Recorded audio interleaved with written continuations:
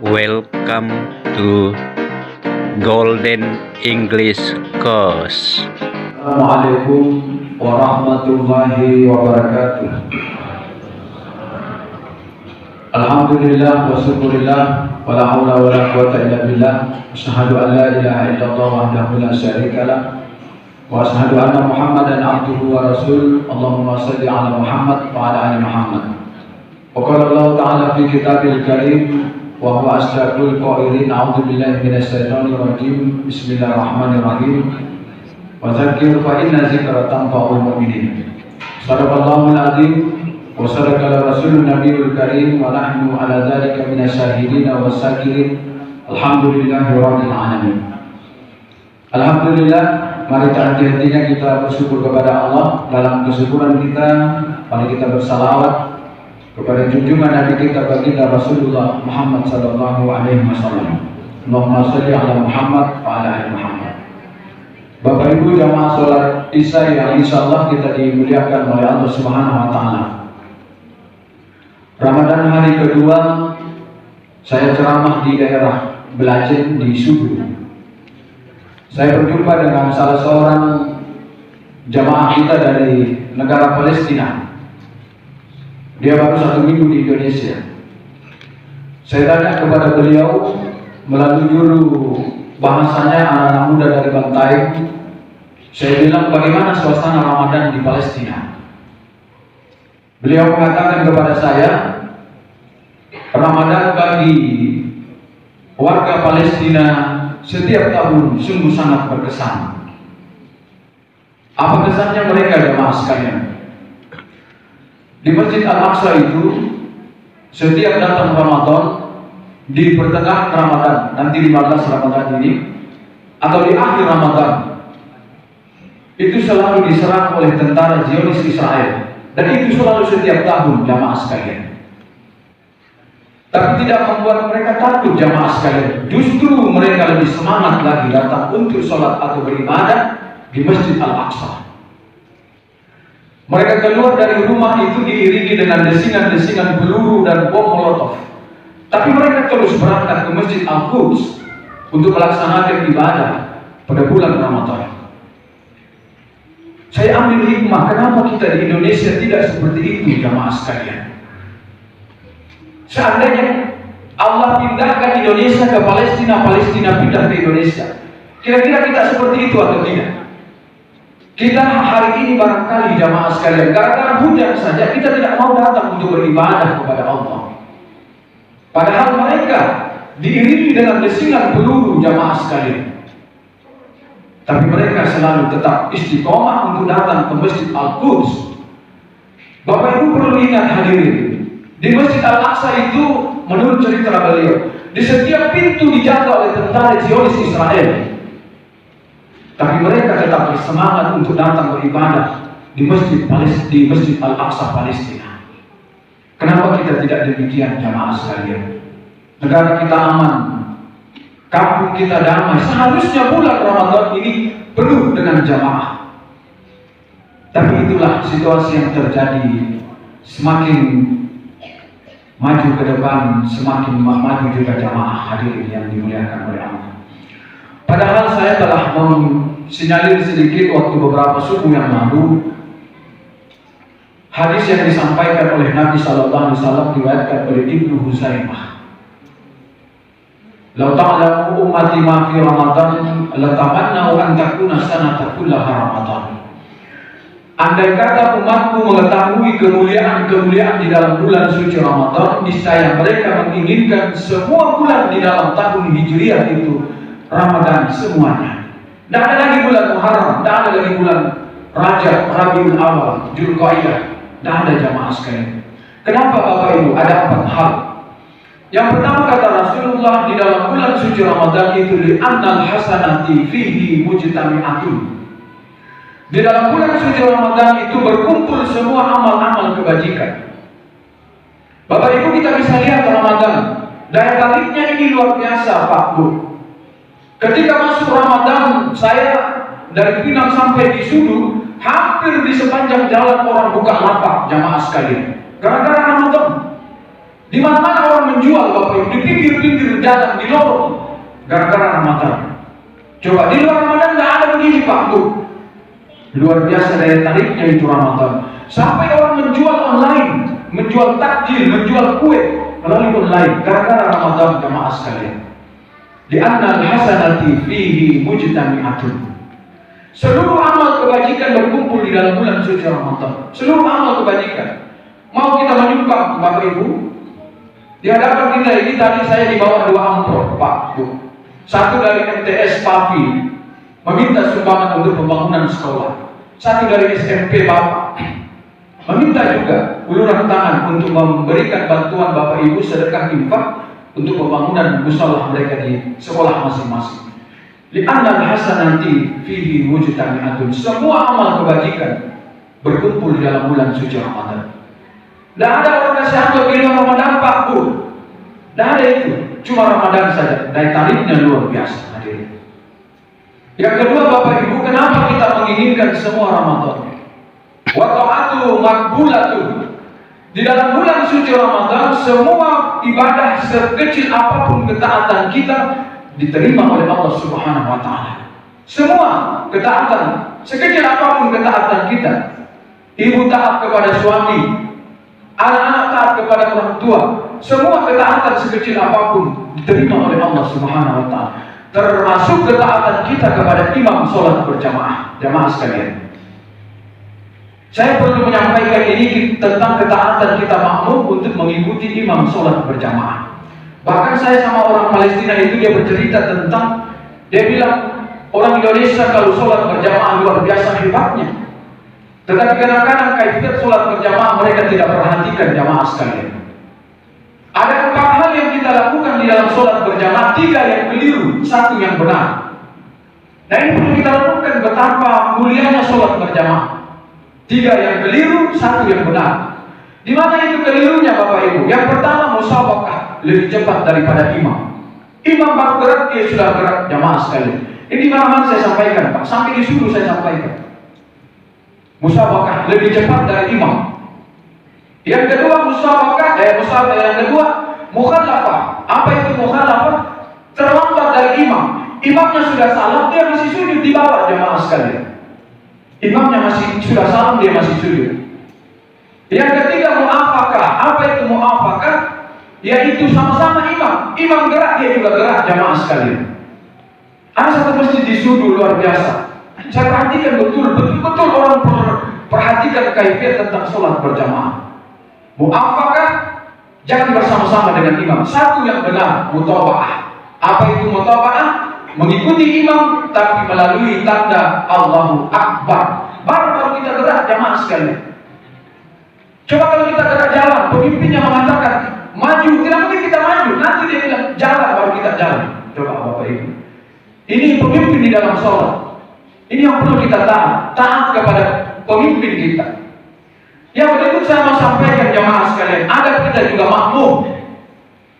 Ketika imamnya selesai sholat, Bapak Ibu mohon maaf, saya biasa perhatikan. Saya itu tunggu dulu imam bergerak, baru saya bergerak. Ketika sudah selesai sholat, imamnya belum berubah posisi, makmum tidak boleh sekali lagi berubah posisi. Kadang-kadang imamnya sudah salam ke kanan ke kiri, makmumnya berangkat ke belakang, bertindak bergeser. Oh jangan Bapak Ibu, ada hadis Nabi mengancam itu hadir.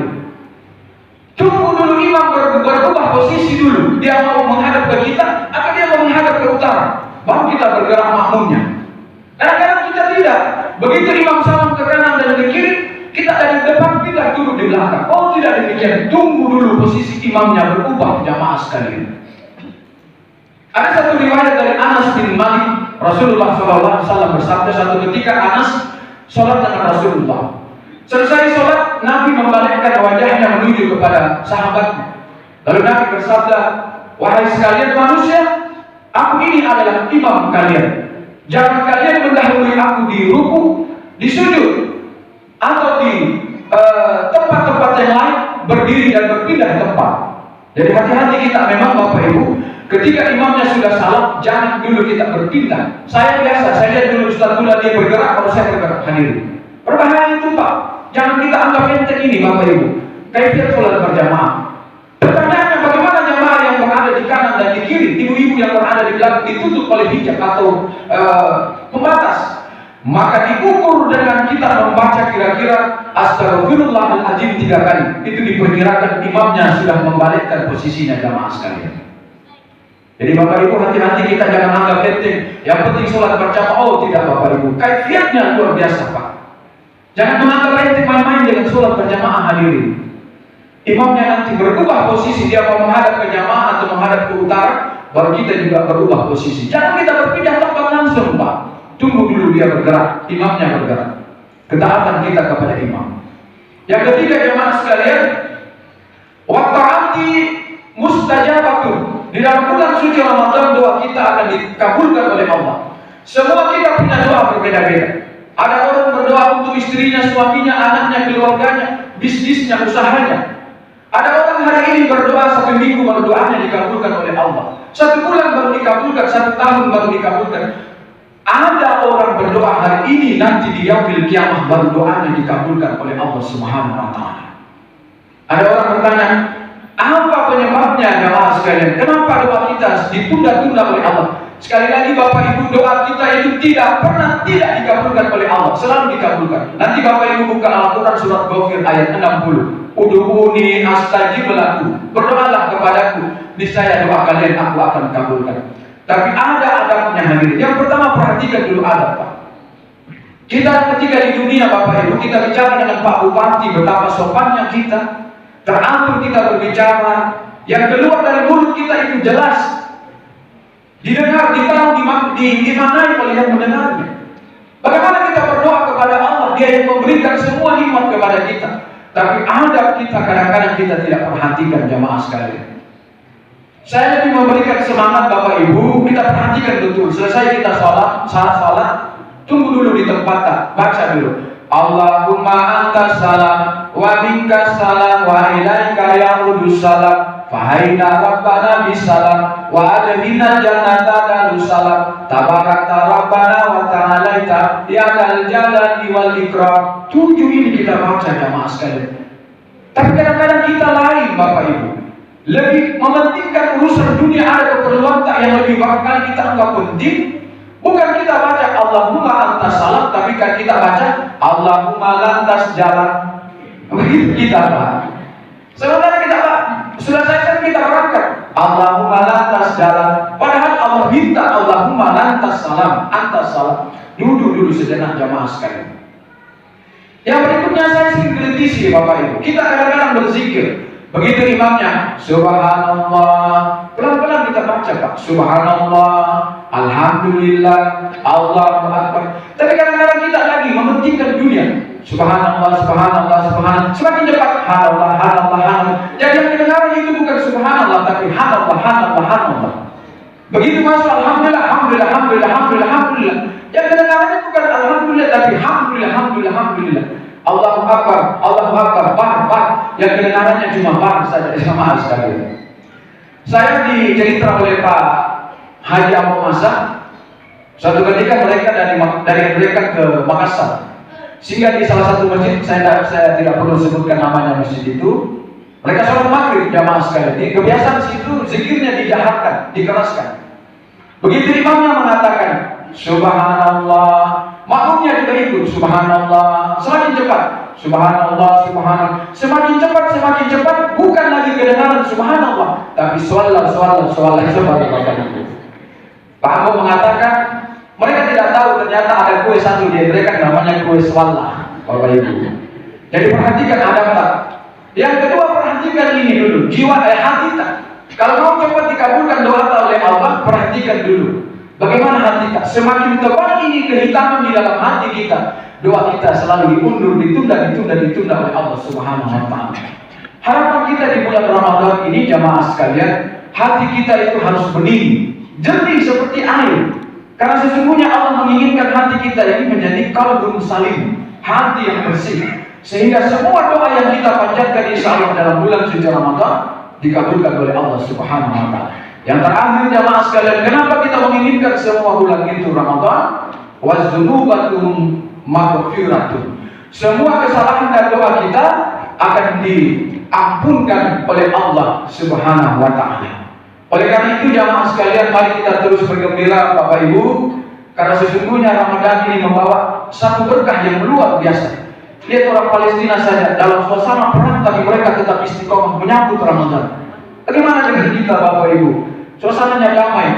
Bahkan saya coba-coba tanya dia, saya iseng-iseng tanya melalui juru bahasanya. Saya bilang, bagaimana dengan Piala Dunia U20 di Indonesia? Dia bilang, lah, dia tidak tahu Bapak Ibu. Kenapa? Di sana akses mereka untuk informasi susah sekali. Dia cerita kepada saya, beli pulsa di sana, pulsanya bukan beli di Palestina, tapi mereka beli di negara Mesir. Hari ini mereka beli pulsa 1 bulan kalau pulsa itu masuk, jamaah sekalian. Kita tidak. Begitu beli pulsa semenit masuk itu pulsa. Mereka tidak, jamaah sekalian. Beli pulsa hari ini 1 bulan kalau dikirim itu pulsanya dari negara Mesir. Kenapa kita tidak bersyukur itu Bapak Ibu? Maka terus gembira kepada bulan Ramadan. Saya kadang-kadang Bapak Ibu merasa sedih. Kenapa orang Islam tidak gembira dengan bulan Ramadan? Orang di luar Islam saja itu begitu gembiranya Bapak Ibu. Saya beberapa tahun yang lalu kebetulan jalan-jalan ke pertokoan di Makassar, di pertokoan Cina. Ada orang Cina, dia menyampaikan kepada saya dengan dialek Cinanya. Dia bilang sama saya, "Hai ya, seandainya bulan ini semua Ramadan, kami untung terus." Coba Bapak Ibu. Dia bilang dia untung terus, kenapa? Coba seandainya bulan ini semua Ramadan, dia untung terus katanya. Bagaimana kita coba? Kita tidak gembira Bapak Ibu. Kita umat Islam yang punya bulan sendiri kita tidak gembira. Orang di luar Islam kenapa begitu gembiranya Bapak Ibu? Oleh karena itu sekali lagi, mari kita niatkan hati kita ini betul-betul fokus. Ini baru hari ke-10 Pak. Jangan kita merasa Ramadan ini menjadi beban, justru membangkitkan semangat untuk tetap beribadah Bapak Ibu. Lebih kita semangat di bulan Ramadan ini. Saya kadang-kadang tidak setuju kalau ada ustaz mengatakan mari kita jadikan bulan ini sebagai Ramadan yang terakhir. Tidak, saya tidak setuju itu. Memangnya kita mau meninggal? Justru saya menyampaikan jadikan bulan Ramadan tahun ini berkesan dalam hati kita. Bagaimana kesannya? Semua waktu yang Allah berikan kepada kita dalam bulan Ramadan kita isi dengan amaliyah Ramadan. Itu yang memberikan kesan kepada kita. Jangan kita menjadikan Ramadan tahun ini Ramadan yang terakhir. Makanya kita besok akan meninggal. Memang tidak bisa dipungkiri kematian itu sungguh dekat dengan kita. Sungguh dekat dengan kita. Hari ini ada di rakaman sudah meninggal lagi Bapak Ibu. Jangan kita mengatakan malam hari ini kita sehat, pasti kita tidak. Kesehatan dan umur itu tidak menjadi jaminan bahwa kita masih diberikan kehidupan oleh Allah Subhanahu wa taala. Fa idza jaa ajaluhum la yastakhiruna sa'atan wa la yastaqdimun. Kalau sudah datang ajal tak waktu tak bisa kita tunggu. Tak bisa kita undur. Tunggu dulu Israel. Masih kecil-kecil anakku. Belum saya siap, belum sempurna ini ibadah. Oh tidak, jamaah sekalian. Maka kesempatan Ramadan ini gunakanlah waktu yang sebaik-baiknya, sesungguh-sungguhnya untuk mengisi Ramadan ini dengan amaliyah kebajikan. Mudah-mudahan semua kita yang hadir Allah berikan waktu dan kesempatan istiqomah terus Bapak Ibu, sekali lagi gembira terus Pak. Sampai nanti akhir Ramadan kita gembira terus. Jangan kita sedih gara-gara Ramadan pekerjaan tidak selesai, gara-gara Ramadan tidak bisa kita bekerja ke sana kemana. Jangan Bapak Ibu. Terus kita bergembira dengan Ramadan. Hadirin yang insya Allah kita dimuliakan oleh Allah, saya kira inilah sedikit renungan. Mudah-mudahan ada kesempatan dan waktu di waktu subuh saya akan menjelaskan tentang sanksi bagi orang yang selalu bermain-main dengan waktu ibadah sholat. Sekira demikian Bapak Ibu, mudah-mudahan kita selalu diberikan kekuatan dan istiqamah menjalankan ibadah puasa sampai dengan akhir Ramadan nanti. Nun wal qalami wa ma yasduru fastabiqul khairat. Wassalamualaikum warahmatullahi wabarakatuh. 11 tanggal 2 April 2023 sebanyak Rp3.022.000. Isi ceceran malam ini dari jamaah laki-laki sebanyak Rp304.000, dari jamaah perempuan sebanyak Rp261.000. Sumbangan yang pertama hamba Allah sebanyak Rp500.000, yang kedua hamba Allah sebanyak Rp100.000. Total Rp1.165.000. Pengeluaran malam ini sebanyak Rp380.000. Jumlah isi celengan malam ini dikurang pengeluaran sebanyak Rp785.000. Total saldo sampai sekarang sebanyak Rp3.807.000. Yang membawakan ceramah besok malam Jatrandes Suleman Goga MPD, yang pembacaan ayat suci Al-Quran besok malam Ikram Pratama, yang bertugas protokol besok malam Muhammad Rizki Sontara. Giliran yang membawakan buka puasa hari Minggu tanggal 2 April 2023 yaitu Nyonya Subeda Mutir. Jadwal Imsakia Ramadan 1444 Hijriah hari Minggu 2 April 2023. Imsak atau menahan jatuh pada pukul 4:38 WITA. Fajar atau subuh jatuh pada pukul 4:48 WITA. Maghrib atau berbuka jatuh pada pukul 18:10 WITA. Demikian pengumuman ini disampaikan kepada ibu-ibu yang telah membawakan buka puasa tadi sore. Kami ucapkan banyak terima kasih. Semoga amal ibadahnya dilipat gandakan oleh Allah Subhanahu wa taala. Acara selanjutnya penutupan. Marilah kita menutup acara ini dengan bersama-sama membaca hamdalah. Wabillahi taufiq wal hidayah. Wassalamualaikum warahmatullahi wabarakatuh. Thanks for watching. Bye. See you on the next watching video.